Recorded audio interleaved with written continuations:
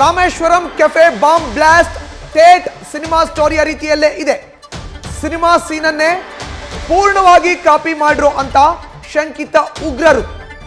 Hotel ಹೆಸರು ಮತ್ತು ತಿಂದ ತಿಂಡಿ ಮಾತ್ರ ಇಲ್ಲಿ ಅದಲು ಬದಲು ಮಾಡಲಾಗಿದೆ, ಬದಲಾಯಿಸಲಾಗಿದೆ.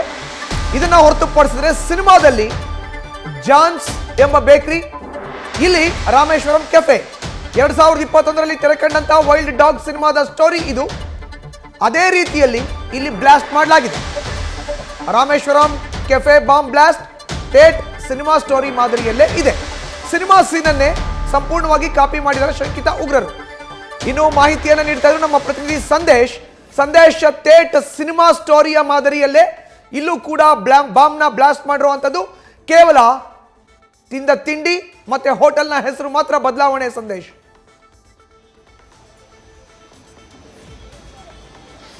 ಮಧುಸೂದನ್, ಖಂಡಿತವಾಗ್ಲು ಅಂದ್ರೆ ಈ ಸಿನಿಮಾಗಳಿಂದ ಸಾಕಷ್ಟು ಜನ ಇನ್ಫ್ಲೂಯೆನ್ಸ್ ಆಗ್ತಾರೆ. ಜೊತೆಗೆ ಈ ಕ್ರೈಮ್ ಗಳನ್ನ ಅಂದ್ರೆ ಅಪರಾಧ ಚಟುವಟಿಕೆಗಳನ್ನ ನಡೆಸುವಂತ ಸಂದರ್ಭದಲ್ಲೂ ಕೂಡ ಸಿನಿಮಾಗಳಿಂದ ಇನ್ಫ್ಲೂಯೆನ್ಸ್ ಆಗಿ ಈ ರೀತಿ ಕೃತ್ಯಗಳನ್ನ ಮಾಡ್ತಾ ಇದ್ರು.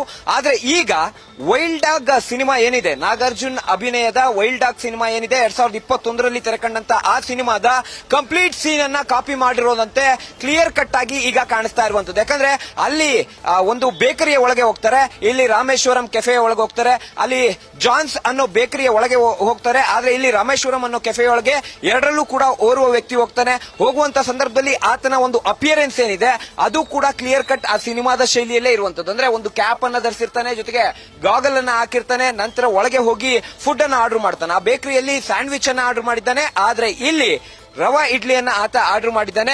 ಅದಾದ ನಂತರ ಆರ್ಡರ್ ಅನ್ನ ಮಾಡಿ ಅದನ್ನ ತಿಂದು ಅದಾದ ಬಳಿಕ ಅಲ್ಲಿ ಬ್ಲಾಕ್ ಕಲರ್ ಬ್ಯಾಗ್ ನಲ್ಲಿ, ಅಂದ್ರೆ ಆ ಸಿನಿಮಾದಲ್ಲೂ ಕೂಡ ಅದೇ ರೀತಿಯಲ್ಲಿ ಬ್ಲಾಕ್ ಕಲರ್ ಬ್ಯಾಗ್ ಅನ್ನ ತಂದಿರ್ತಾನೆ.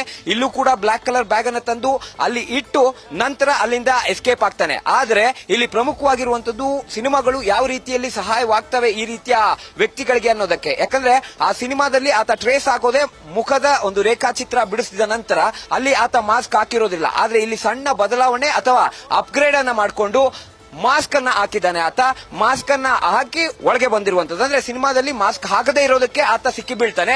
ಇಲ್ಲಿ ಒಂದು ಅಪ್ಗ್ರೇಡ್ ಆಗಿದೆ, ಮಾಸ್ಕ್ ಅನ್ನ ಆತ ಧರಿಸಿ ಬಂದಿರುವಂತದ್ದು. ಹಾಗಾಗಿ ಎಲ್ಲೊಂದ್ ಕಡೆ ಇನ್ಫ್ಲೂಯೆನ್ಸ್ ಆದ್ನ ಅನ್ನೋ ಒಂದು ಅನುಮಾನ ಕೂಡ ಈಗ ಮೂಡ್ತಾ ಇರುವಂತದ್ದು. ಈಗ ಸದ್ಯ ಆ ಒಂದು ಬೇಸಿಸ್ ಮೇಲೂ ಕೂಡ, ಅಂದ್ರೆ ಆ ಒಂದು ಆಂಗಲ್ ನಲ್ಲೂ ಕೂಡ ಈಗಾಗಲೇ ತನಿಖೆ ಮುಂದುವರೆದಿದೆ. ಮಧುಸೂದನ್, ಧನ್ಯವಾದ ಸಂದೇಶ್ ನಿಮ್ಮೆಲ್ಲ ಮಾಹಿತಿಗೆ.